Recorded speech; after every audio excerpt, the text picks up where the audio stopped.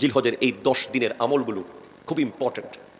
আমরা আজকের মাহফিল যে আমরা শুনলাম আমল করব, তার প্রমাণ হবে আগামী 10 দিন। আমি বলেছিলাম এই জিলহজের 10 দিনের খুবই গুরুত্বপূর্ণ প্রধান আমল আমরা তওবা করব। একটু জোরে বলেন না সুবহানাল্লাহ। আমরা প্রথমে কি করব? তওবা। আজকে রাতে এই প্রোগ্রাম থেকে গিয়ে আমরা সবাই আপ্রাণ চেষ্টা করব তাহাজ্জুদ পড়ার জন্য। ইনশাআল্লাহ বলেন, ইনশাআল্লাহ বলেন। 2 নাম্বার কাজ হলো অধিক পরিমাণ নেক আমল করার শপথ করব এই 10 দিন। 3, আমরা বেশি বেশি জিকির করব। এই 10 দিনে আমরা কি করব? বেশি বেশি জিকির, কন্টিনিউ আমাদের জিকিরের মধ্যে আমাদের মনোনিবেশ থাকবে। 4, এই 10 দিনে আমরা নখ, চুল, শরীরের পশমগুলো কাটবো না। কোরবানির পশুর গলায় ছুরি দেওয়ার পরে কাটবো। এই মুস্তাহাব আমলটা করলে একটা কোরবানি দেওয়ার সওয়াব পাওয়া যাবে। ইম্পর্টেন্ট। এরপরে আমরা যেটা করব সেটা হচ্ছে প্রথম দিন থেকে 9ম দিন পর্যন্ত রোজা রাখবো ইনশাআল্লাহ। ইনশাআল্লাহ জোরে বলেন। আজকে থেকে আমরা 9 জিলহজ ইয়মে আরাফা পর্যন্ত চেষ্টা করব রোজা রাখার জন্য। মনে রাখবেন এই এক একটা আমল আপনার জীবনটাকে পাল্টে দেবে। এরপরে আমরা চেষ্টা করব সামর্থ্যবান যদি হই হজ করার জন্য। যারা হজে গিয়েছে, আমরা যারা যেতে পারি নাই, আল্লাহ যেন আমাদেরকে কবুল করে। আমিন জোরে বলেন। সামর্থ্যবানরা হজ করবে। এরপরে খুবই গুরুত্বপূর্ণ, অন্তত এই 9 দিন না পারলেও অবশ্যই 9 জিলহজ ইয়ৌমে আরাফার দিন আমরা অবশ্যই চেষ্টা করব রোজা রাখার জন্য। মনে রাখবেন ইয়ৌমে আরাফার দিন যারা রোজা রাখে, আমার নবীর হাদিস, আল্লাহ তাদের 1 বছর আগের গুনাহ মাফ করে দেয়, 1 বছর পরের গুনাহ অগ্রিম মাফ করে দেয়। তো আমাদের দেশে অনেক সময় কনফিউশন হয়, কারণ সৌদি আরবে একদিন আগে আরাফা হয়, আমাদের পরের দিন হয়। এই কনফিউশন আপনারা দূর করে ফেলবেন। আমাদের দেশে যেদিন আরাফা সেদিন আমাদের আরাফা। আরও যদি আপনি আরও বেশি অ্যাপ্রোপ্রিয়েট হতে চান, তাহলে আপনি সৌদি আরব যেদিন আরাফা সেদিনও রেখে দেন রোজা, এখানে যেদিন সেদিনও রেখে দেন। 2টা রেখে দিলে অবশ্যই নিশ্চিত হতে পারবেন যে আপনি আরাফা রোজা পেয়েছেন। 1 বছর আগের গুনাহ মাফ, 1 বছর পরের গুনাহ মাফ। এরপরে তাকবীরে তাশরিক খুবই ইম্পর্টেন্ট। 9 জিলহজ ফজর থেকে 13 জিলহজ আসর পর্যন্ত প্রত্যেক ফরজ নামাজের পর আল্লাহু আকবার, আল্লাহু আকবার, লা ইলাহা ইল্লাল্লাহু আল্লাহু আকবার ওয়ালিল্লাহিল হামদ। সুবহানাল্লাহ বলেন। আল্লাহু আকবার, আল্লাহু আকবার, আল্লাহু আকবার, আল্লাহু আকবার, লা ইলাহা ইল্লাল্লাহু আল্লাহু আকবার, আল্লাহু আকবার ওয়ালিল্লাহিল হামদ। এটা 9 জিলহজ থেকে 13 জিলহজ পর্যন্ত, 9 জিলহজ ফজরের নামাজের পর থেকে 13 জিলহজ আসর পর্যন্ত প্রত্যেক ফরজ নামাজের পর এর তাকবীরে তাশরিক আমরা বড় বড় করে পাঠ করব। সর্বশেষ যে আমলটা আমরা করব, আমরা এই 10 দিন চেষ্টা করব সকল প্রকার গুনাহ থেকে বেঁচে থাকতে। এটা 9 নম্বরে। এরপরে 10 নম্বরে হচ্ছে আমরা সামর্থ্য অনুযায়ী কোরবানি করব। আজকের দিনে সোশ্যাল মিডিয়ায়, পত্রিকার পাতায় এমন নিউজ আমরা দেখছি, যেই নিউজ দেখার পরে নিজেকে মুসলমান কমিউনিটির একজন বলতে আমরা লজ্জা পাচ্ছি। যেখানে কোরবানির পশুর নাম হচ্ছে ডোনাল্ড ট্রাম্প। একটু জোরে বলেন আপনি ভাই, আরো জোরে বলেন। ওটা আবার খুব চড়া দামে বিক্রি হচ্ছে।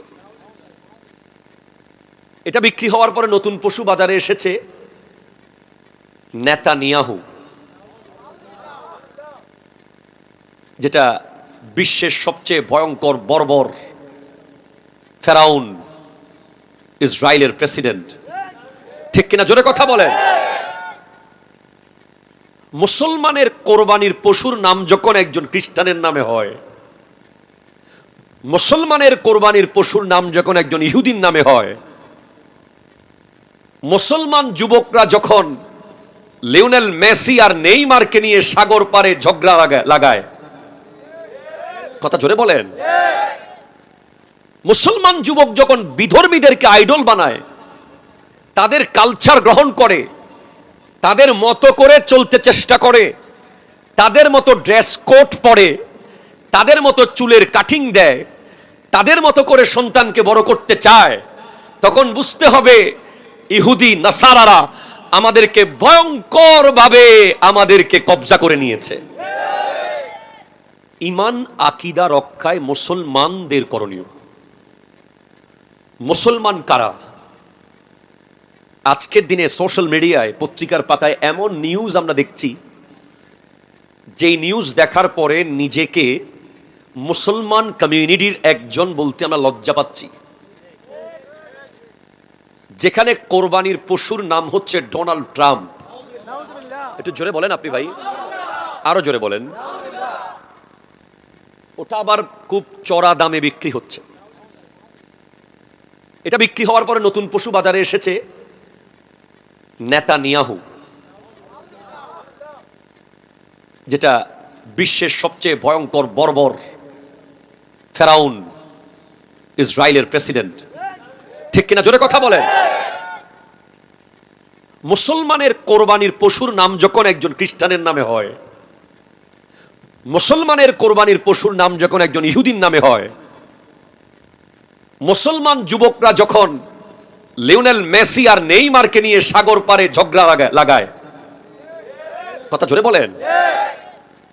মুসলমান যুবক যখন বিধর্মীদেরকে আইডল বানায়, তাদের কালচার গ্রহণ করে, তাদের মতো করে চলতে চেষ্টা করে, তাদের মতো ড্রেস কোড পরে, তাদের মতো চুলের কাটিং দেয়, তাদের মতো করে সন্তানকে বড় করতে চায়, তখন বুঝতে হবে ইহুদি নাসারারা আমাদেরকে ভয়ঙ্কর ভাবে আমাদেরকে কবজা করে নিয়েছে। ইকো অফ করতে হবে তোমার,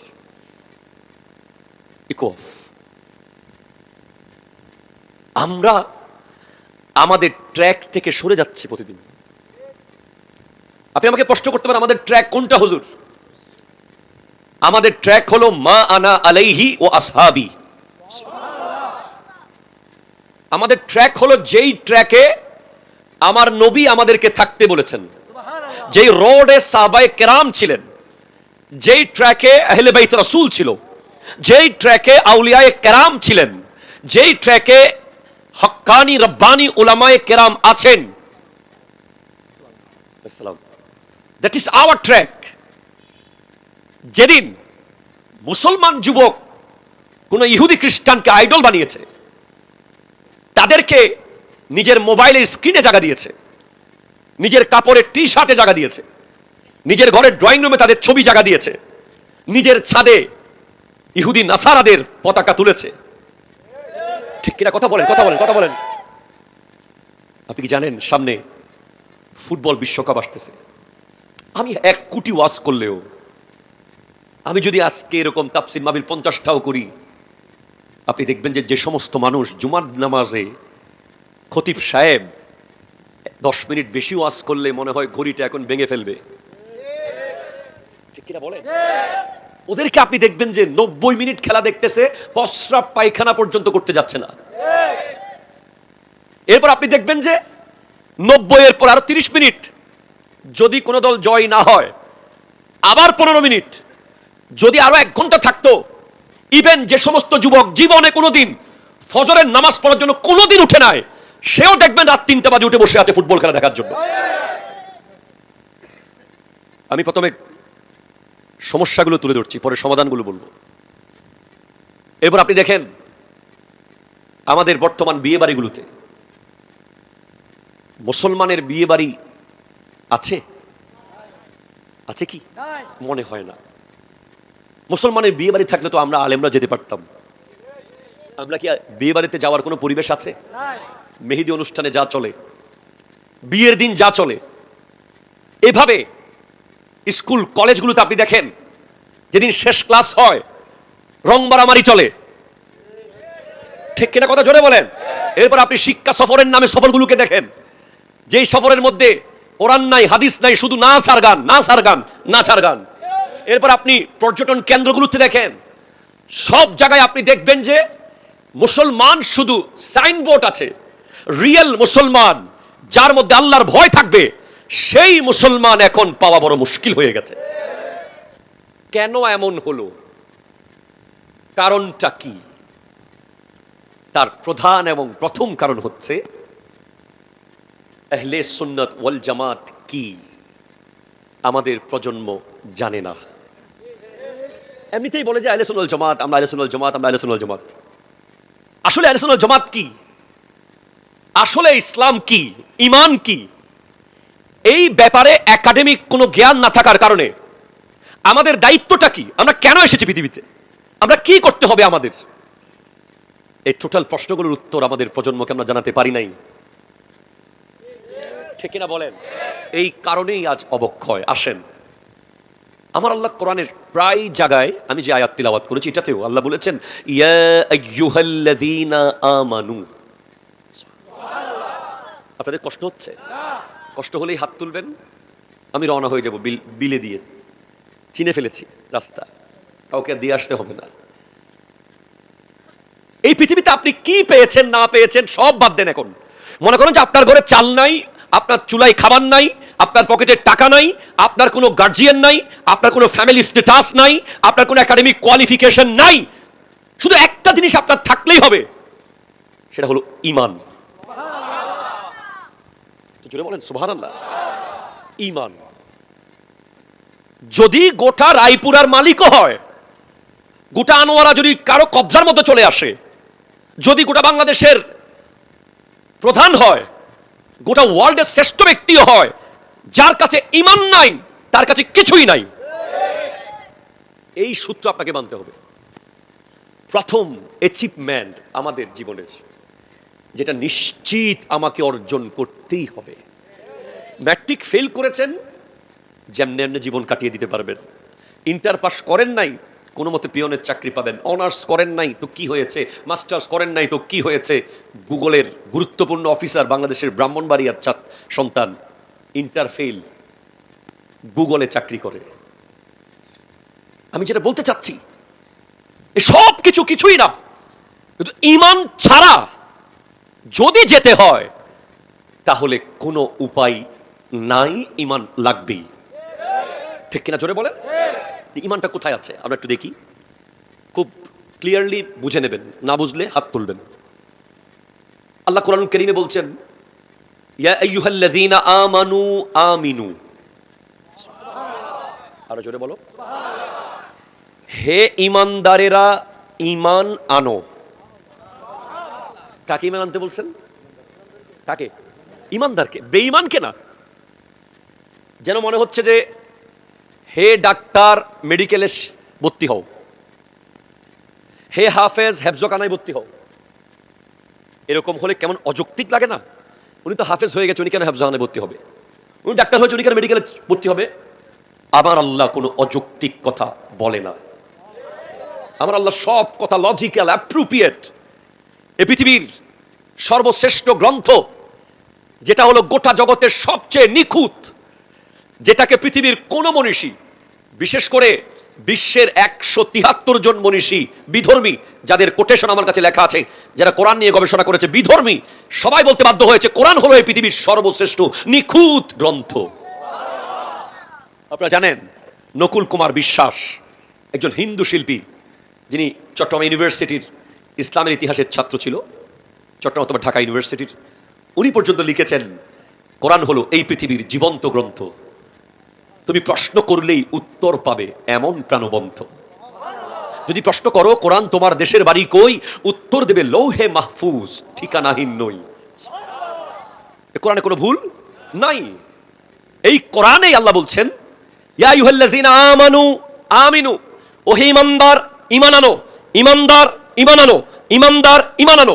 আল্লাহ ঈমানদার কেন ঈমান আনবে? কারণ ঈমানদারের ঈমান কেড়ে নেওয়ার জন্য হাজার হাজার প্ল্যান, হাজার হাজার programme, lakh lakh programme, meeting প্রতিদিন আমেরিকায় চলছে, ইসরায়েলে চলছে, বিশ্বের পশ্চিমা দেশগুলোতে প্রতিদিন মিটিং চলছে, যাতে মুসলমান ডিভাইডেড হয়ে যায়, মুসলমান ছত্রভঙ্গ হয়ে যায়, মুসলমান ধ্বংস হয়ে যায়, মুসলমান যেন মুসলমান থাকতে না পারে।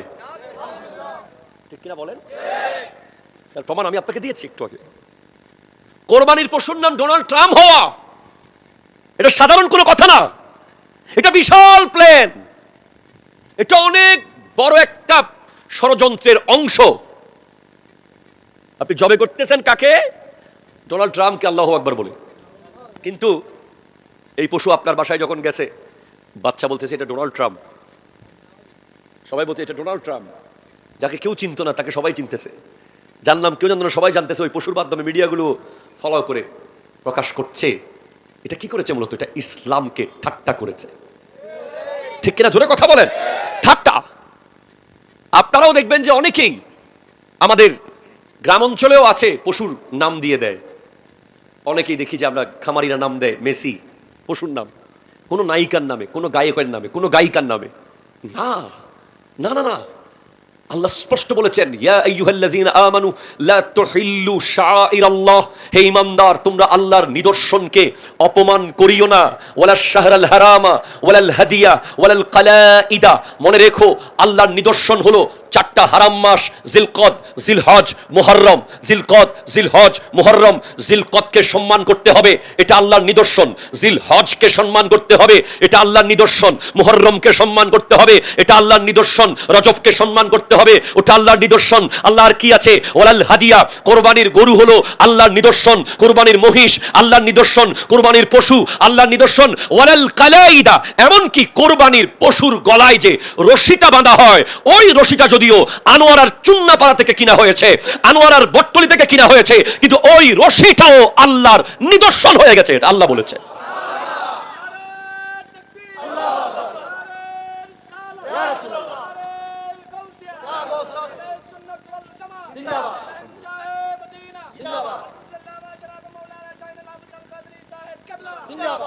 আমি আমার লাইনে থাকবো, আমানু আমিনু, ইমানদার ইমান আনো।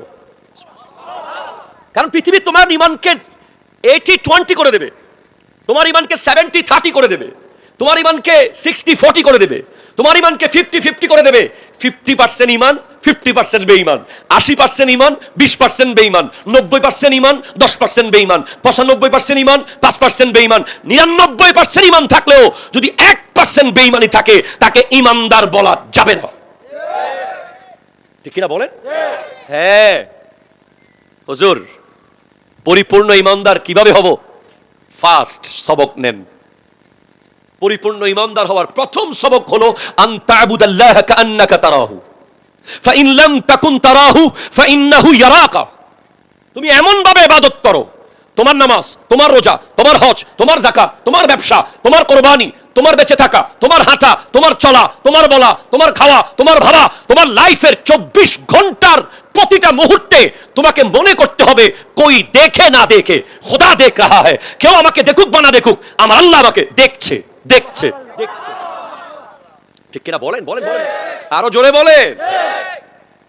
প্রধানমন্ত্রী না দেখুক, আরো জোরে। এসপি সাহেব না দেখুক, ডিসি সাহেব না দেখুক, আল্লাহ দেখছে। এজন্য কোরবানি করার সময় মাথায় রাখবেন, প্রতিবেশী দেখলো না সমাজ দেখলো, ফেসবুক দেখলো না পত্রিকা দেখলো, দরকার নাই, মনে রাখবেন যে আল্লাহ দেখছে। এজন্য আল্লাহ বলছেন লা ইয়ানালাল্লাহা লুহুমুহা ওয়ালা দিমাউহা ওয়ালাকিন ইয়ানালুহুত তাকওয়া মিনকুম। আল্লাহর কাছে কুরবানির গোশত যাবে না, আল্লাহর কাছে কুরবানির রক্ত যাবে না, আল্লাহর কাছে অন্তরের তাকওয়াটাই যাবে। তাহলে অনেক ছোট দিয়ে কোরবানি করলে আফসোস করার কোনো কারণ? ছাগল দিয়ে কোরবানি করেছেন, মন খুলে করবেন, আমি আল্লাহর জন্য দিচ্ছি। রায়পুরের মানুষ কি বলছে আমার দরকার নাই, বহিরার মানুষ কি টিটকারি মারলো আমার দরকার নাই। কেউ 3 লাখ টাকা নিয়েছে, আমি 3000 টাকা নিয়েছি, আমার 3000 টাকা কবুল হয়ে যেতে পারে যদি অন্তরে তাকওয়া থাকে। আর যদি তাকওয়া না থাকে, দুনিয়া থাকে, তাহলে 3 লাখও কবুল হওয়ার সম্ভাবনা নাই। আমি মাঝে মাঝে কোরবানিকে নিয়ে আসতে যাতে আপনাদের প্রিপারেশনটা হয়ে যায়। তাহলে ইমানদার হওয়ার প্রথম শর্ত হলো আপনার জিন্দগিতে একটা সবক নিতে হবে যে আপনার লাইফের টোটাল জিনিস কে দেখে। আরো জোরে, কে কে কে? আচ্ছা আপনি আমাকে বলেন, আমাদের যুবক ভাইরা নামাজ থেকে চলে আসে না? শুক্রবারে 2 রাকাত করে চলে আসে না? আসে কি আসে না? আসে। বর্তমান প্রজন্মের 99% যুবককে আপনি প্রশ্ন করেন আসরের নামাজ এর 4 রাকাত ফরজ কোনোদিন পড়ছে কিনা, সুন্নাত। কোন মতে জানতে পারছে যে 4 রাকাত সুন্নাত না পড়লেও চলে। কোন মতে জেনে গেছে যে মাগরিবের 2 রাকাত নফল না পড়লেও চলে, পড়ে নাই। কিন্তু যখন আমরা মূর্খ ছিলাম, যখন কেউ লেখাপড়া জানতো না, যখন ইন্টারনেট আমাদের হাতে থাকতো না, ছিল না, যখন আমাদের বাসায় ওয়াইফাই ছিল না, যখন ডিশের লাইন ছিল না, যখন MA পাস আর FCPS ছিল না, তখন কিন্তু আমরা মাগরিবের নামাজ 7 রাকাত পড়তাম। ঠিক কিনা বলেন? এশার নামাজ 17-15 পড়তাম। যত শিক্ষিত হয়েছি তত কমিয়েছি, শুধু কমিয়েছি, শুধু কমিয়েছি। শিক্ষা আমাদেরকে আল্লাহ থেকে দূরে নিচ্ছে। হ্যাঁ, আপনাকে একটা প্রশ্ন করি, it's very important for all of you, this is the point. আমরা যদি কোনো প্রিয় মানুষের কাছে যাই, ধরুন আমি আজকের মাহফিল এসেছি সাহেবে দাওয়াতের বাসায়, একটু আগে যে গেলাম না, আমি ওখানে খাওয়া দাওয়া করেছি, বসেছি, নামাজ পড়েছি। আমি যদি আসা মাত্র চলে আসতাম, ওনারা কি মনে কষ্ট পেত না? পেত না। আপনি আপনার বোনের বাড়িতে যান, খালার বাড়িতে যান, ফুফুর বাড়িতে যান, শ্বশুর বাড়িতে যান, আপনি দরজায় যাওয়া মাত্রই 2 সেকেন্ডে আবার বের হয়ে গেলেন, কষ্ট পেয়েছে না? আপনি বের হতে যাচ্ছেন তো আবার ঢুকে গেলেন, না আর 10 মিনিট থাকি, ওরা কষ্ট পাবে, দুনিয়ার মানুষ কষ্ট পাবে। একজন মন্ত্রীর সামনে আপনি কোনোদিন ব্যাক আসতেছেন না, যতই ব্যস্ত থাকেন। একজন এমপির সামনে আপনার সময়ের অভাব নাই। একজন বড় মানুষের সামনে থেকে আপনি ছট করে চলে আসতেছেন না, আর 2 মিনিট যদি থাকতে পারি আর কিছু বলতে পারবো। ইভেন আমাদের যুবক ভাইয়েরা যারা কোনো ভালোবাসার মানুষ জীবনে জুগিয়েছে, তার সামনে থেকে আসতেই চায় না, ঠিক কিনা? কথা জোরে বলে। আর হযরতে শেখ সুলতান সৈয়দ আব্দুল কাদের জিলানীকে জিজ্ঞেস করছি, আমরা 2 মিনিট থাকতে পারি না মসজিদে, আর আপনি এশারের উযু দিয়ে ফজর পড়ে ফেলেন। কারণ উনি উত্তর দেবেন, তোমরা দুনিয়ার মানুষকে মহব্বত করো, আর আমি দুনিয়ার স্রষ্টাকে মহব্বত করি। আমরা যখন নামাজ থেকে ছট করে চলে আসি, নামাজ থেকে ছট করে বের হয়ে যাই, মুনাজাতের ধার ধারি না, দোয়ার ধার ধারি না, তাসবিহ তাহলিল কিছুই করি না, তখন নিশ্চিতভাবে আমরা মনে করি যে নিশ্চয়ই আল্লাহ আমাদের দেখছে না। যদি আল্লাহ দেখতো, আমাদের কদম শুক্রবারে 2 রাকাত পরে বের হতে পারতো না, পারতো না, পারতো না, ঠিক কিনা জোরে বলে। যদি আমরা সেটা মনে করতাম যে আল্লাহ দেখছে, তাহলে আপনার লাইফের প্রতিটা সেক্টর চেঞ্জ হয়ে যাবে। এখন শুধু একটা জিনিস আপনি মনে করেন যে আপনাকে আল্লাহ দেখছে, আপনি আর ওজনে কম দিতে পারবেন না, আপনি আর পচা জিনিস খাওয়াতে পারবেন না, আপনি আর চাইলেই কারো জায়গা দখল করতে পারবেন না, আপনি চাইলেই বাবা মার বিরুদ্ধে যেতে পারবেন না, আপনি চাইলেই উস্তাদের সাথে বেয়াদবি করতে পারবেন না, আপনি চাইলেই শক্তির বড়াই দিয়ে, ক্ষমতা দিয়ে মানুষের উপরে জুলুম করতে পারবেন না। যদি মনে করেন যে কেউ দেখুক আর না দেখুক, আল্লাহ আমাকে দেখছে, আপনি শুক্রবারের জুমার নামাজ থেকে বের হতে পারবেন না। আপনি মাগরিবের পরে 2 রাকাত সুন্নাত আর নফল না পড়ে বের হতে পারবেন না, কারণ আপনি আল্লাহর সামনে আছেন। যাওয়ার সময় আল্লাহকে বলবেন যে আমি চলে যাচ্ছি, তখন আপনার মনে মনে আসবে যে আমি কেমনে যাবো, আর 10 মিনিট থাকি। আপনি সব জায়গায় গেলে দেখবেন মসজিদে কিছু মানুষ বসে থাকে, আসতে চায় না, কারণ তারা মজা পেয়েছে। আমাদের প্রজন্মে, এই প্রজন্মের যুবকদের কাছে মসজিদের মজা তুলে নেওয়া হয়েছে, ঠিক কিনা? বলেন বলেন বলেন। তুলে নেওয়া হয়েছে। ছট করে বের হয়ে সে কোথায় যায়? কোথায় গেছে সে? সে কি সাগরে মাছ ধরতে গেছে? না। সে কি কারো লাশ দাফন করতে গেছে? না। সে কাউকে হাসপাতালে নিয়ে গেছে? না।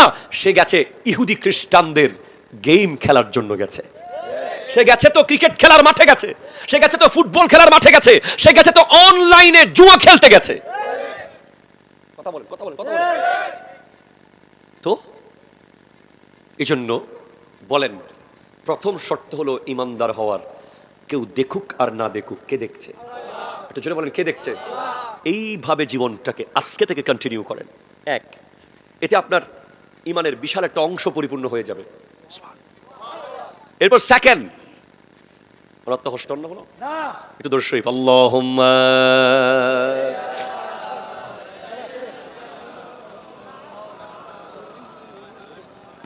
ওয়ালা লি সাইয়্যিদিনা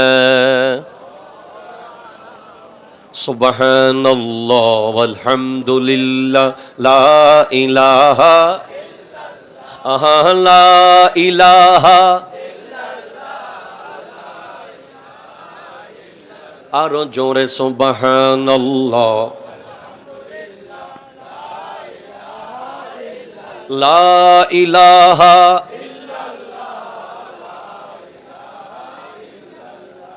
এবার একটু বলেন তো, আগামী 1 মাস, আচ্ছা 1 মাস বাদ দিলাম, আগামী কোরবানির দিন পর্যন্ত আমাদের প্রতিটা মুহূর্তে আমরা মনে করব যে আল্লাহ আমাকে দেখছে। এই ওয়াদা কে কে রাখতে পারবেন? একটু হাত তোলেন। আমরা আল্লাহ ইয়া রাসূলুল্লাহ।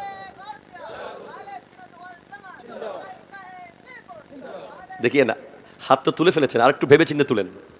এই আমল করতে গেলে কিন্তু আর মানুষের ক্ষেতের জিনিস খাওয়া যাবে না, ঠিক কিনা কথা বলেন? কারো পুকুরের মাছ খাওয়া যাবে? কারো গাছের ঢাল কেটে নিয়ে যাওয়া যাবে? কারো আম গাছে দলা মেরে আম পাড়া যাবে? কারো ডাব গাছে উঠে ডাব খেয়ে ফেলা যাবে? কারো গরু চুরি করা যাবে? কারো মুরগি নিয়ে যাওয়া যাবে? যাবে না। বড় সতর্ক। আমি এই বক্তব্য শুধু আপনাদের জন্য দিচ্ছি না, এটা পুরো বিশ্বের জন্য দিচ্ছি।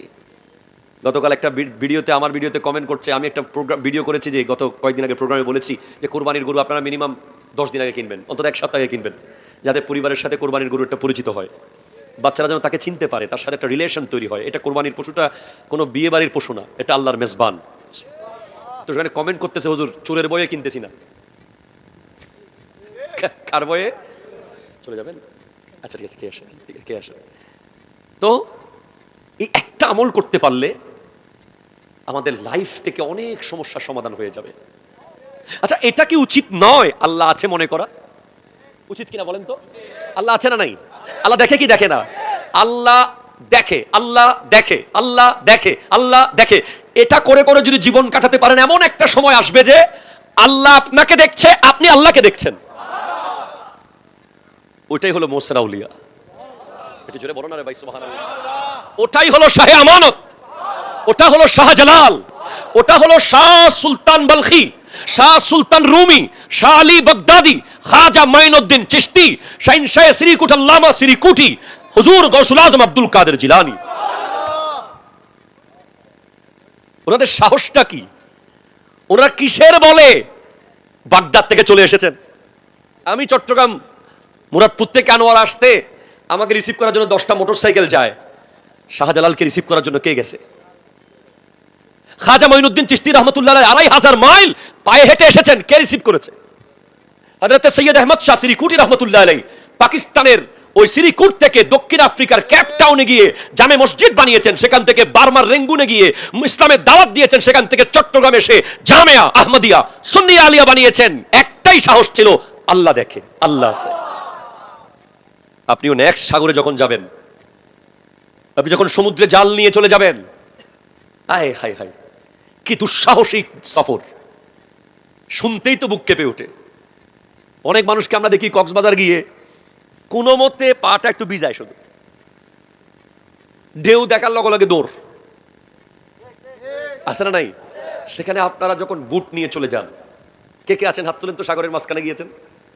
ওরে বাপরে বাপ, মারহাবা, সবার জন্য একটা জোরে বলি মারহাবা। আপনারা যখন বোট নিয়ে সাগরের মাঝখানে চলে যান, আমি বিশ্বাস করি যে যারা সাগরের মাঝখানে বোট নিয়ে চলে যেতে পারে, তারা মুসলমানদের পক্ষে যে কোনো যুদ্ধে যেতে পারে। হাত তোলে বলো ঠিক কিনা, জোরে বলো। আপনাদেরকে নিয়ে যুদ্ধ শুরু হবে, এই গাজওয়াতুল হিন্দ। আজ আপনি দেখতে পাচ্ছেন পশ্চিমবঙ্গে আমার মুসলমান ভাই বোনদের বিরুদ্ধে আইন করা হয়েছে, নতুন সরকার, যে মুসলমানরা 14 বছরের নিচে কোনো পশু কোরবানি দিতে পারবে না। এরপরে যেই পশুর জন্মে অক্ষম হয়েছে, যেই পশু ল্যাংরা, যেটা লুলা, যেটা আঁদা, যেটা কানা, যেটা বোবা, ওই রকম খারাপ পশু যেটা আর কোনো কাজে আসবে না, তাকেই একমাত্র কোরবানি দিতে পারবে। এই ভয়ঙ্কর নীতি তারা করেছে, যার কারণে তাদের ঘটতে তারা এখন পড়েছে ওই ভারতের হিন্দুরা, পশ্চিমবঙ্গের অসংখ্য হিন্দুরা যাদের জীবিকা নির্বাহ হয় কোরবানির পশু বিক্রি করে, কোরবানির গরু বিক্রি করে, তারা নিজেরাই এখন সরকারের ওই মুখ্যমন্ত্রীর বিরুদ্ধে আওয়াজ তুলেছে। আমরাও বাংলাদেশ থেকে আওয়াজ তুলতে চাই, বাংলাদেশেও যদি কোনো হিন্দুর উপরে অনৈতিক অযৌক্তিক আক্রমণ হয়, আমরা মুসলমানরা প্রতিবাদ করেছি, করব, করতে থাকবো। আর পশ্চিমবঙ্গেও কোনো মুসলমানের উপর যদি আক্রমণ হয়, আমরা বাংলাদেশ থেকে চুপ থাকবো না, প্রয়োজনে যুদ্ধে যাওয়ার জন্য প্রস্তুত থাকবো। হাত তুলে বলেন ঠিক কিনা বলেন।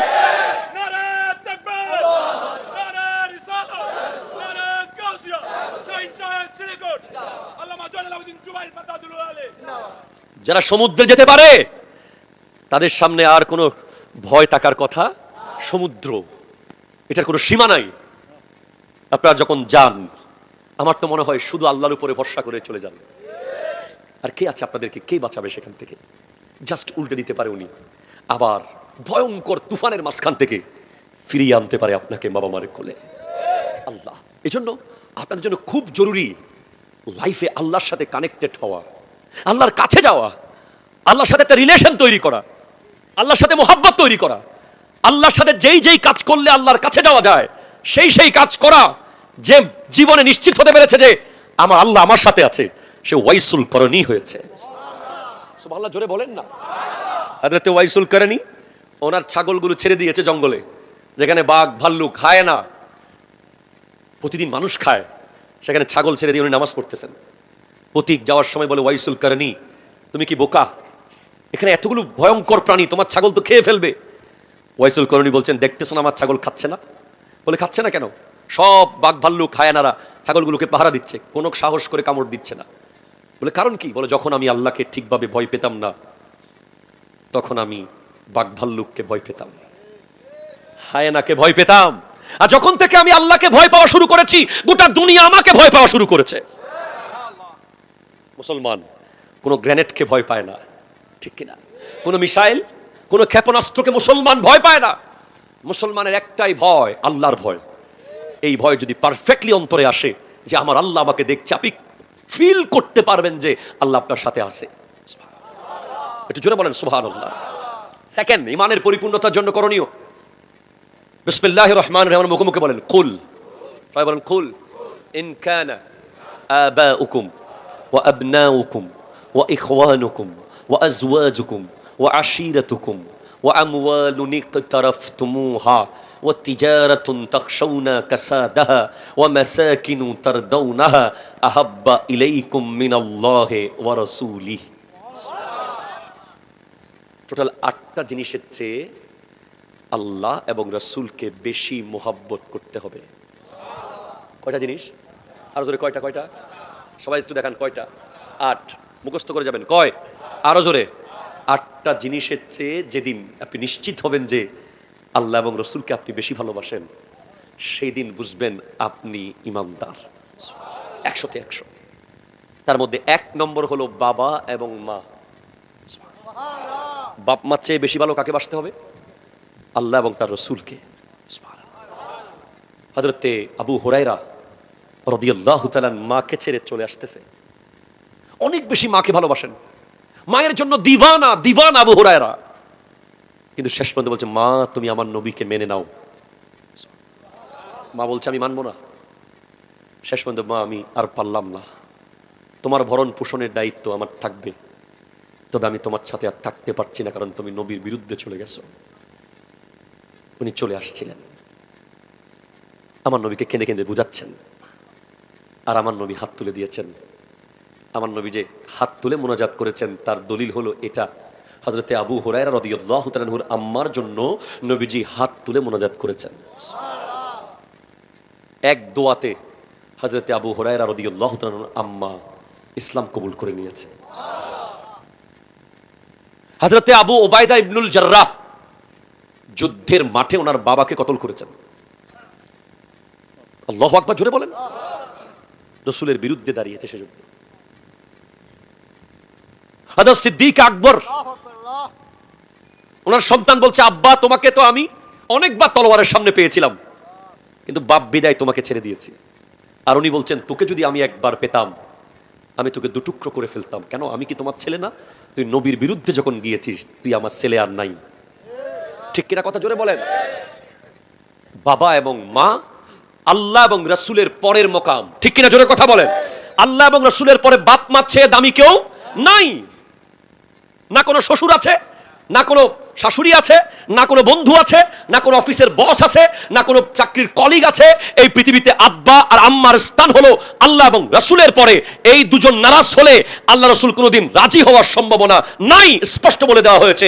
এরা রাজি তো আল্লাহ রাসূল রাজি, কিন্তু এদেরকে অ্যাভয়েড করার একটা মাত্র সময়, একটা মাত্র নিয়ম শুধু আছে, যখন এরা আল্লাহ এবং রাসূলের বিরুদ্ধে যাবে। আর অন্য কোনো কারণে তাদেরকে ছেড়ে দেওয়ার, আলাদা করে দেওয়ার কোনো সুযোগ ইসলামে নাই। আপনি ক্লিয়ার বুঝতে পেরেছেন তো? হ্যাঁ। ও আবনাউকুম, সন্তান। আজকের দিনে অনেক সন্তান আহলে হাদিস হয়ে যাচ্ছে। এখানে হচ্ছে না কি? অনেক জায়গায় হচ্ছে। আজকের দিনে অনেক সন্তান বাপকে ফতোয়া শেখায় মিলাদুন নবী বেদাত।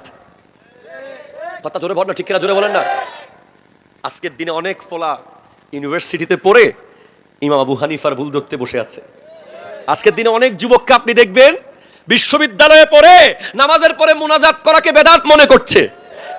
অনেক যুবককে আপনি দেখবেন আজকের দিনে এটা বেদাত, ওটা বেদাত, সেটা বেদাত, ওটা বেদাত, লাইলাতুল বরাত বেদাত, লাইলাতুল মেরাজ বেদাত, এই বেদাত, সেই বেদাত, ওই বেদাত, এই বেদাত, একটাই শুধু শব্দ বেদাত, বেদাত, বেদাত। আরে বোকা, তুমি তো জানো না বেদাত এটা এমন একটা শব্দ, তোমাকে যদি 10,000 মিসাইল মেরে মেরে ফেলতো তারপরও তুমি বেঁচে যেতে, অন্তত বেঈমান হতে না। কিন্তু বেদাতের মিসাইল তোমাকে বেঈমান করে ছাড়তেছে, ঠিক কিনা জোরে কথা বল।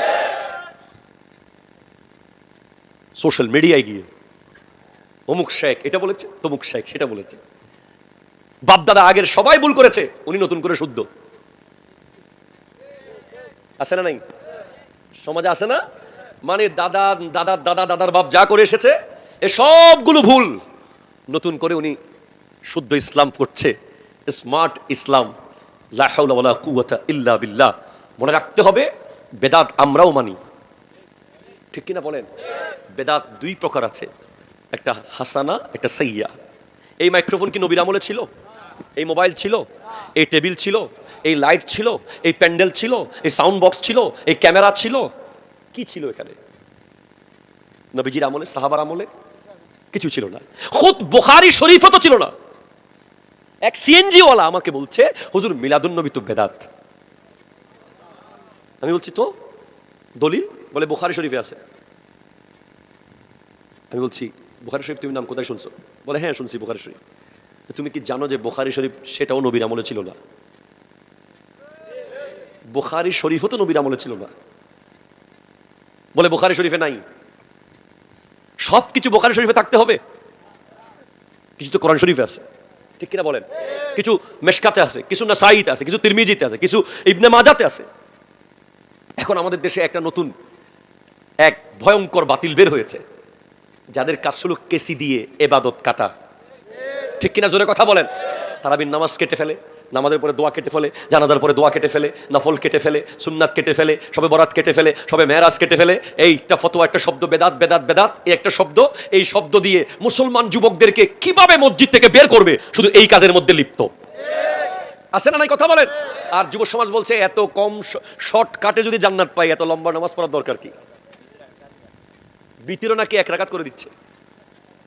সাবধান, খবরদার, আপনাদেরকে চট্টগ্রাম জামিয়ায় যেতে ফ্লাইটের টিকিট করতে হবে না। আপনাদের কি বিমান উঠতে হবে? জামিয়ায় যাওয়ার জন্য সাগরে জাহাজ উঠতে হবে? এদিক থেকে সোজা টানেল দিয়ে চলে যাবেন। জামিয়া আহমদিয়া সুন্নিয়া আলিয়া আপনাদের জন্য আছে। যেই মাদ্রাসার লাইব্রেরিতে এখনো স্টিল 22,000 কিতাব আছে, এখনো জীবন্ত হাদিসের কিতাব, জীবন্ত হাদিস গ্রন্থ। শেখুল হাদিস আল্লামা হাফেজ সুলাইমান আনসারী জীবিত, আল্লামা মুফতি ওসিউর রহমান হুজুর জীবিত, আল্লামা মুফতি আব্দুল ওয়াজিদ হুজুর জীবিত আছে। আপনাদেরকে কোনো বাতিল যেন দম ধরতে না পারে, কোনো বাতিল যেন আপনাদেরকে পথভ্রষ্ট করতে না পারে। মনে রাখবেন, 3টা বাতিল ফেরকার কথা বলে যাই। একটা হলো আহলে হাদিস, আরেকটা হলো শিয়া, আরেকটা হলো কাদিয়ানি। এই 3 দল সরাসরি তাদের সম্পর্ক হচ্ছে ইহুদি এবং নাসারার সাথে। কথা বলেন ঠিক কিনা? মনে রাখবেন, এদের উৎপাত বেড়ে যাবে দিন দিন, স্বাভাবিক। কারণ আমাদের কাছে ইহুদির টাকা নাই, আমাদের কাছে সৌদির ডলার নাই, ওদের কাছে আছে। আমরা কেউ ধান কেটে ধান চাষ করে সেখান থেকে টাকা দিয়ে ইসলামকে সামনে নিয়ে যাচ্ছে, কেউ মাছ ধরে ইসলামকে সামনে নিয়ে যাচ্ছে, কেউ নৌকা চালিয়ে, কেউ রিক্সা চালিয়ে, কেউ সিএনজি চালিয়ে, কেউ ব্যবসা করে হালাল। আর ওরা ওদেরকে আমেরিকা, ইউরোপ, ইহুদি নাসারারা মিলিয়ন মিলিয়ন টাকা দেয় এই উপমহাদেশে ওয়াহাবিবাদ প্রচার করার জন্য, মুসলমান যুবকদেরকে নবীর মুহাব্বত থেকে সরিয়ে ফেলার জন্য। মিলাদুন নবীকে বেদাত বলা মানে নবীর মুহাব্বত থেকে সরিয়ে ফেলা, ঠিক কিনা কথা জোরে বলেন? যেই যুবক মিলাদুন নবী করে 100% তার অন্তরে নবীর মুহাব্বত আছে। যেই যুবক শুক্রবারে জুমার নামাজের পরে ইয়া নবী সালাম আলাইকা, ইয়া রাসূল সালাম আলাইকা বলে দাঁড়িয়ে মিলাদ করে, বুঝতে হবে তার অন্তরে নবীর মুহাব্বত আছে। আর যে করে না, চলে যায়, বুঝতে হবে নবীর মুহাব্বত তার অন্তরে নাই। তাহলে বাবা মার চেয়ে বেশি ভালোবাসবেন আল্লাহ এবং রাসূলকে, নিজের সন্তানের চেয়ে বেশি। ওয়া আজওয়াজুকুম, আচ্ছা, আবাউকুম ওয়া আবনাউকুম ওয়া ইখওয়ানুকুম, নিজের ভাইয়ের চেয়ে বেশি। ভাই, ভাই বড় ধন, ভাই হলো আল্লাহর নিয়ামত। মনে রাখবেন, ভাইকে কোনোদিন আলাদা করবেন না। ভাইকে আলাদা করে 10,000 টাকা বাঁচাবেন, দেখবেন অন্যদিন 10 লাখ টাকা চলে যাবে। যদি আপনার টাকা থেকে একটা লোকমা আপনার ভাই খায়, মনে রাখবেন যে আল্লাহ আপনাকে ওই এক লোকমার বিনিময়ে কোটি লোকমার ইনকাম দান করবে। আমাদের সমাজে অসংখ্য পরিবার দেখবেন ভাইয়ের থেকে ভাই আলাদা হয়ে গেছে শুধুমাত্র বিবির কারণে। নাই, এখানে নাই। বিবি এসে বলছে তোমার ভাই বেকার, শুধু তুমিই কেন কামাও, তোমার ভাইকে আর কত খাওয়াবা? আরে বাবা, মনে রাখবেন আমার ইনকাম থেকে যদি আমার ভাই খায়, আমার ইনকাম থেকে যদি আমার বোন, আমার ফুফু, আমার খালা, আমার চাচা কেউ খায়, সে আমাকে দয়া করছে। মূলত আমার ইনকাম কোনোদিন বন্ধ হবে না। অনেকে টাকা বাঁচাতে গিয়ে আপনজনকে আলাদা করে দেয়, পরে দেখা যায় যে সেই টাকা আর বাঁচে না, আরো ডবল যায়। ঠিক কিনা কথা জোরে বলেন? ভাইকে কখনো আলাদা করবেন না। ভাইয়ের বিচার এলাকার মানুষকে দিয়ে করাবেন না। অনেকে ভাইয়ের বিচার কাকে দিয়ে করায়? এলাকাবাসীকে দিয়ে। ভাইয়ের বিচার ঘরে বসে করবেন। প্রয়োজনে 1 ইঞ্চি জায়গা ভাইকে বেশি দিয়ে দেন, প্রয়োজনে একটা রুম ভাইকে বেশি দিয়ে দেন, এরপরও ভাইকে সাথে নিয়ে থাকেন। আন নাজরু ইলা ওয়াজহি আখি ইবাদাতুন, ভাইয়ের চেহারার দিকে তাকানো ইবাদত। বাংলাদেশে এমন এমন ভাই আছে যাদেরকে গোল্ড মেডেল দিলেও ঋণ শোধ হবে না, জীবনের সবকিছু দিয়ে ছোট ভাইদেরকে মানুষ করেছে। আনোয়ারার ভিতরে এমন মানুষকে আমি চিনি যে নিজে একা ইনকাম করেছে, কিন্তু সব ভাইয়ের জন্য নামে জায়গা কিনেছে। একা ইনকাম করেছে, সব ভাইয়ের জন্য বাড়ি বানিয়েছে। একা ইনকাম করেছে, সব ভাইকে মানুষ করে দিয়েছে। নিজে যেখানে প্রতিষ্ঠিত হয়েছে সবাইকে সেখানে নিয়ে গেছে। ছোট ভাইদের উচিত হবে বড় ভাইকে শ্রদ্ধা করা, বড় ভাইয়ের উচিত হবে ছোট ভাইকে স্নেহ করা। ভাই যতদিন একসাথে থাকবে, আব্বা আম্মার দোয়া আপনাদের ঘরে থাকবে। আল্লাহ বোঝার তৌফিক দান করুক, আমিন জোরে বলেন। কিন্তু ভাই যদি আল্লাহ এবং রাসূলের বিরুদ্ধে চলে যায়, তখন ভাইকেও ছাড়তে বাধ্য, কিছু করার নাই। ও আজওয়াজুকুম, স্ত্রী। 4 নম্বরে কি? স্ত্রী। কয় নম্বরে? 4। বিবি আছে না? এখন তো ঘরে ঘরে আমাদের মা বোনেরা ফতোয়া বেশি দেয়, আরো মোবাইলে দেখে দেখে হুজুরদেরকে মা বোনেরা ফতোয়া দিয়ে দেয়। কারণ স্মার্টফোনে ভিডিও দেখে বিভিন্ন শায়েখের, শবে বরাতের হালুয়া রুটি নাকি বেদাত, মা বোনরা ফতোয়া দিচ্ছে। নাউজুবিল্লাহ, জোরে বলেন। বিবি, বিবির চেয়ে বেশি ভালোবাসতে হবে আল্লাহ এবং তার রাসূলকে। একটু জোরে বলেন সুবহানাল্লাহ। আপনি বাসেন নাই তো, পারেন নাই তো করতে। আমি আপনাকে ইমানদার কেমনে বলবো? যদি পারতেন, আপনার বিবির কথায় আপনি উঠা বসা করতেন না।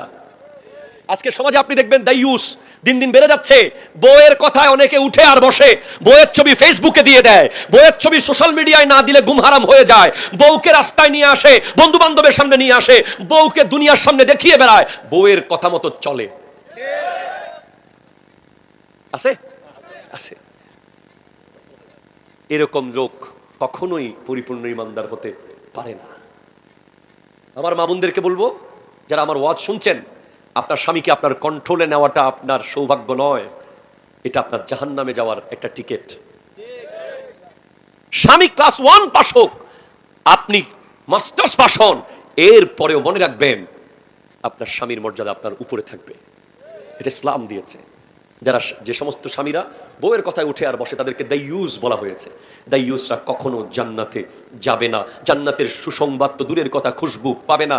আর বেশিরভাগ ওই ছেলেরাই বউয়ের কথায় উঠে আর বসে যারা বাপ মার অবাধ্য হয়ে বউয়ের তাবেদারি করে। ঠিক কিনা জোরে কথা বলেন। যেদিন বউ দেখতে পেয়েছে যে আপনি বাপ মার কথা শোনেন না ঠিক মতো, সেদিন বউ আপনাকে কন্ট্রোল করা শুরু করে দিয়েছে। আপনি নিজের বাপ মাকে ঠিক মতো মেনে চলেন, বিবি আপনাকে মেনে চলবে। ঠিক কিনা জোরে বলেন। পরিবারের সুপ্রিম পাওয়ার বাপ মাকে দিয়ে দেন। আল্লাহ বুঝার তৌফিক দান করুক, আমিন জোরে বলেন। বাবা মার চেয়ে, সন্তানের চেয়ে, ভাইয়ের চেয়ে, বিবির চেয়ে। এরপর ও আমওয়ালুন ইকতারাফতুমুহা, ব্যাংকের জমানো টাকা। বেশি ভালোবাসতে হবে কাকে? আল্লাহ এবং রাসূলকে। ব্যাংকের জমানো টাকার চেয়ে, নিজের সম্পদের চেয়ে। ও তিজারাতুন তাকশাউনা কাসাদাহা, ব্যবসার চেয়ে বেশি। সর্বশেষ ওয়া মাসাকিনু তারদাউনাহা, আপনার সুন্দর বাড়ি, বিল্ডিং, এটা সব কিছুর পরে নিজের জীবনের চেয়ে যে ব্যক্তি আল্লাহ এবং রাসূলকে বেশি মহব্বত করতে পারবে, সে হলো ইমানদার। ইমানদার, ইমানদার। জোরে বলেন সুবহানাল্লাহ। আল্লাহুম্মা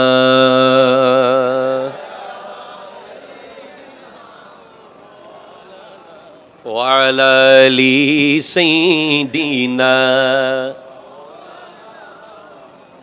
আল্লাহ আল্লাহ আল্লাহ লা ইলাহা ইল্লাহ আল্লাহ আল্লাহ। हामिद महमूद और मोहम्मद दो जहां के सरदार,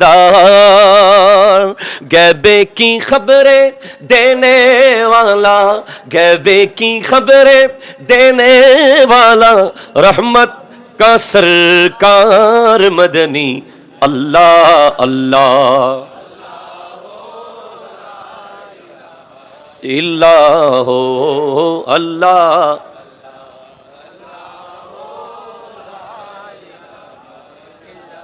একটু জোরে বলেন সুবহানাল্লাহ। তিনটা কাজ দিয়ে যাচ্ছি। এক নম্বর ছিল যে কেউ দেখুক আর না দেখুক, কে দেখছে।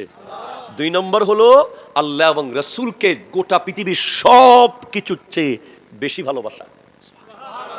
লাস্ট 3 নম্বর ঈমান আকীদা রক্ষায় 3 নম্বর কাজ যেটা আমাদের জন্য খুবই জরুরি, যেটা আমাদের করতে হবে, সেটা হলো একজন অ্যাপ্রোপ্রিয়েট মেন্টর, লিডার, টিচার। ক্লাসে প্রথম ঘন্টায় ক্লাস টিচার থাকে না, আছে না নাই? ক্লাস টিচার যিনি সকালবেলা হাজিরা ডাকে, উনি না থাকলে আমরা ঠিকমতো 7 ঘন্টা করতাম না। অনেকে 10টা বাজে আসতাম, অনেকে 9টা বাজে আসতাম, অনেকে আসতাম না। তো আমাদের জীবনে একজন মেন্টর দরকার। আমাদের বর্তমান প্রজন্মের যুবক ভাইরা, আধুনিক যুবক ভাইরা ওলি আল্লাহর দরবারে যেতে চায় না, ঠিক কিনা জোরে বলেন? কোনো হক্কানি রব্বানি পীরে কামেলের দামান ধরতে চায় না। আবার তাদেরও একটা যুক্তি আছে, আমাদের দেশে বর্তমানে ভণ্ড অলিতে ভরপুর। কথা কথা কয় না? আপনার মনে হয় কোনো ভণ্ড অলি দেখেন না এখনো? I high high. অবশ্যই আমরা অ্যাপ্রোপ্রিয়েট সুন্নি, আমরা পীরের নামে ভণ্ডামি, ওরসের নামে নাচ গান, রং তামাশা, নারী পুরুষের অবাধ মেলামেশা, মাজারের চারপাশে গাজা, বিভিন্ন বিষয়, এগুলোর বিরুদ্ধে আমরা কথা বলেছি, বলছি, বলতে থাকবো, ঠিক কিনা কথা জোরে বলেন? কিন্তু কোনো হক্কানি অলির মাজার আক্রমণ করলে আমরা যুদ্ধের মাঠে নামতে প্রস্তুত থাকবো। হাত তুলে বলেন ঠিক কিনা? রাজি আছেন কিনা কথা বলেন? মনে রাখবেন, কাউন্টার ভেঙে দিলে আর টিকিট পাওয়া যাবে না। আপনি যদি গ্রিন লাইনের কাউন্টারে যান তাহলেই গ্রিন লাইনের টিকিট পাবেন ঢাকা যাওয়ার জন্য। আহলে সুন্নাত ওয়াল জামাতের গাড়ির টিকিট পাওয়া যায় ওলি আল্লাহর দরবারে। কোরআনের সূরা কাহফ থেকে আমি একটি তিলাওয়াত করেছিলাম আয়াত। কোরআন বলছে ওয়াসবির নাফসাকা মাআল্লাযিনা ইয়াদউনা রাব্বাহুম বিল গাদাতি ওয়াল আশি। আমার নবী বলেছেন যে সূরা কাহফ ইটস ইম্পর্টেন্ট। সূরা কাহফ যে ব্যক্তি প্রতি শুক্রবার জুমার দিন পড়বে সে দাজ্জালের ফিতনা থেকে বেঁচে থাকবে। আরো জোরে বলেন না, আরো জোরে বলেন না।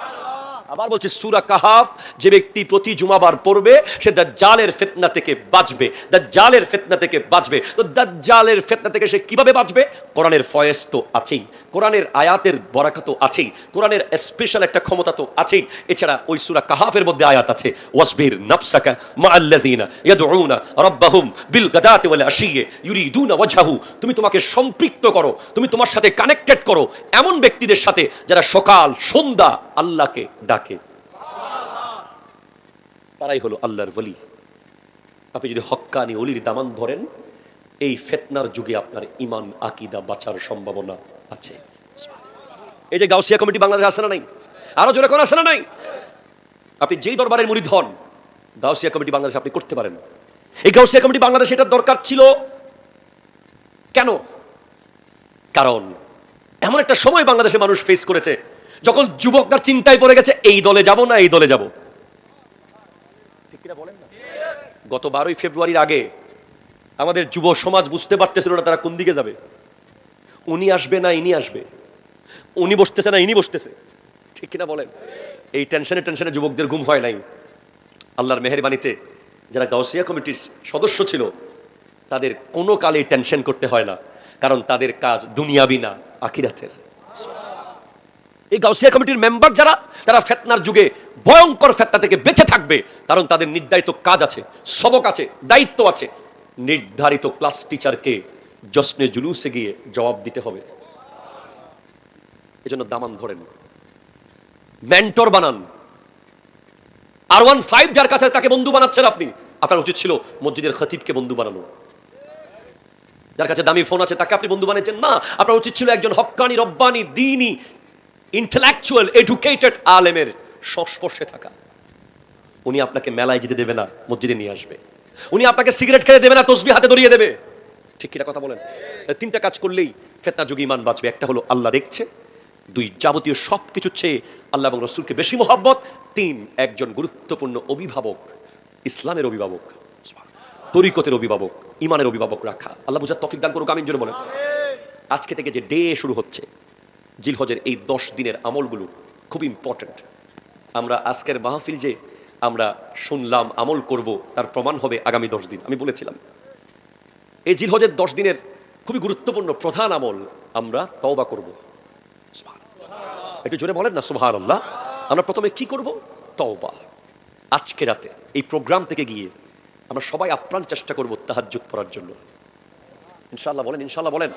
লাইফ আজকে আছে, কালকে নাই। আগামী বছর জিলহজ মাসে এখানকার অনেকে থাকবে না, আমরা অনেকেই থাকবো না হয়তো, ঠিক কিনা বলেন না? এই জিলহজ আর এই জুলহাজ্জা আর নাও আসতে পারে আমাদের জীবনে। আমরা অ্যাপ্রোপ্রিয়েটলি তওবা করব ইনশাআল্লাহ বলেন। একটু জোরে বলেন ইনশাআল্লাহ। আমরা তওবা করব। এরপর যে যে আমলগুলোকে আমরা সামনে রেখেছি, 2 নম্বর কাজ হলো অধিক পরিমাণ নেক আমল করার শপথ করব এই 10 দিন। 3, আমরা বেশি বেশি জিকির করব এই 10 দিনে। আমরা কি করব? বেশি বেশি জিকির, কন্টিনিউ আমাদের জিকিরের মধ্যে আমাদের মনোনিবেশ থাকবে। 4, এই 10 দিনে আমরা নখ, চুল, শরীরের পশমগুলো কাটবো না। কোরবানির পশুর গলায় ছুরি দেওয়ার পরে কাটবো। এই মুস্তাহাব আমলটা করলে একটা কোরবানি দেওয়ার সওয়াব পাওয়া যাবে, ইম্পর্টেন্ট। এরপরে আমরা যেটা করব সেটা হচ্ছে প্রথম দিন থেকে 9ম দিন পর্যন্ত রোজা রাখবো ইনশাআল্লাহ। ইনশাআল্লাহ জোরে বলেন। আজকে থেকে আমরা 9 জিলহজ ইয়মে আরাফা পর্যন্ত চেষ্টা করব রোজা রাখার জন্য। মনে রাখবেন এই এক একটা আমল আপনার জীবনটাকে পাল্টে দেবে। এরপরে আমরা চেষ্টা করব সামর্থ্যবান যদি হই হজ করার জন্য। যারা হজে গিয়েছে, আমরা যারা যেতে পারি নাই, আল্লাহ যেন আমাদেরকে কবুল করে, আমিন জোরে বলেন। সামর্থ্যবানরা হজ করবে। এরপরে খুবই গুরুত্বপূর্ণ, অন্তত এই 9 দিন না পারলেও অবশ্যই 9 জিলহজ ইয়ৌমে আরাফার দিন আমরা অবশ্যই অবশ্যই চেষ্টা করব রোজা রাখার জন্য। মনে রাখবেন ইয়ৌমে আরাফার দিন যারা রোজা রাখে, আমার নবীর হাদিস, আল্লাহ তাদের 1 বছর আগের গুনাহ মাফ করে দেয়, 1 বছর পরের গুনাহ অগ্রিম মাফ করে দেয়। তো আমাদের দেশে অনেক সময় কনফিউশন হয়, কারণ সৌদি আরবে একদিন আগে আরাফা হয়, আমাদের পরের দিন হয়। এই কনফিউশন আপনারা দূর করে ফেলবেন। আমাদের দেশে যেদিন আরাফা সেদিন আমাদের আরাফা। আরও যদি আপনি আরও বেশি অ্যাপ্রোপ্রিয়েট হতে চান, তাহলে আপনি সৌদি আরব যেদিন আরাফা সেদিনও রেখে দেন রোজা, এখানে যেদিন সেদিনও রেখে দেন। 2টা রেখে দিলে অবশ্যই নিশ্চিত হতে পারবেন যে আপনি আরাফা রোজা পেয়েছেন। 1 বছর আগের গুনাহ মাফ, 1 বছর পরের গুনাহ মাফ। এরপরে তাকবীরে তাশরিক খুবই ইম্পর্টেন্ট। 9 জিলহজ ফজর থেকে 13 জিলহজ আসর পর্যন্ত প্রত্যেক ফরজ নামাজের পর আল্লাহু আকবার, আল্লাহু আকবার, লা ইলাহা ইল্লাল্লাহু আল্লাহু আকবার ওয়ালিল্লাহিল হামদ। সুবহানাল্লাহ বলেন, আল্লাহু আকবার, আল্লাহু আকবার, আল্লাহু আকবার, আল্লাহু আকবার, লা ইলাহা ইল্লাল্লাহু আল্লাহু আকবার, আল্লাহু আকবার ওয়ালিল্লাহিল হামদ। এটা 9 জিলহজ থেকে 13 জিলহজ পর্যন্ত। 9 জিলহজ ফজরের নামাজের পর থেকে 13 জিলহজ আসর পর্যন্ত প্রত্যেক ফরজ নামাজের পর এই তাকবীরে তাশরিক আমরা বড় বড় করে পাঠ করব। সর্বশেষ যে আমলটা আমরা করব, আমরা এই 10 দিন চেষ্টা করব সকল প্রকার গুনাহ থেকে বেঁচে থাকতে। এটা 9 নম্বরে। এরপরে 10 নম্বরে হচ্ছে আমরা সামর্থ্য অনুযায়ী কোরবানি করব। কোনো ব্যক্তিত্বের জন্য নয়, তার কাছে 7.5 ভরি স্বর্ণ অথবা 52.5 ভরি রূপার পরিমাণ সম্পদ চলে আসে, আপনার উপর কোরবানি ওয়াজিব হবে। স্বর্ণের হিসেবে প্রায় করতে গেলে 16-17 লাখ টাকার মতো থাকলে, আর রূপার হিসেবে 1,86,000 বা 85,000 টাকার মতো থাকলেই আপনাকে কোরবানি করতে হবে। এটা আল্লাহর জন্য করবেন। এরপর আমরা বেশি বেশি দোয়া করব। এই আমলগুলো আমরা আগামী 10 দিন করব ইনশাআল্লাহ। আল্লাহ পাক আমাদেরকে এই আমলগুলো করার তৌফিক দান করুক। আমাদের আজকের এই মাহফিলকে আল্লাহ তাআলা কবুল আর মঞ্জুর করুক। বিশেষ করে আমাদের এই মুরব্বীদের জন্য যে দোয়া আমরা করেছি, আমরা করব। আজকে ইসালে সওয়াব করছি, আমরা করব।